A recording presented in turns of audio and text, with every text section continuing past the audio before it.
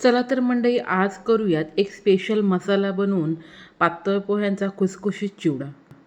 पोह्याच्या चमच्याने 4 चमचे साखर, 1 चमचा धने पावडर, 1 चमचा बडीशेप, 1 चमचा भाजलेल्या जिऱ्याची पावडर, 1 चमचा मीठ, अर्धा चमचा आमचूर पावडर, अर्धा चमचा काळं मीठ, अर्धा चमचा हळद, पाव चमचा हिंग घालून सर्व जिन्नस मिक्सरला फिरवून घेऊयात.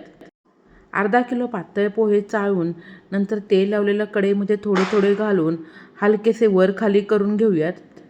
अजिबात पोहे आकसू देऊ नयेत.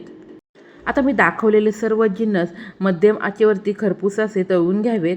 सर्व साहित्याचं प्रमाण मी डिस्क्रिप्शन बॉक्समध्ये देत आहे, ते देखील जरूर पहा. फोडणीमध्ये राई, जिरं, तीळ, तळलेले जिन्नस आणि तयार केलेला मसाला व्यवस्थित मिक्स करून आता भाजून घेतलेल्या पोह्यामध्ये व्यवस्थित मिक्स करून हे पातेल फक्त मध्यम आचेवरती 10 मिनटं गॅसवरती ठेवून या ठिकाणी खुसखुशीत पोह्यांचा चिवडा तयार.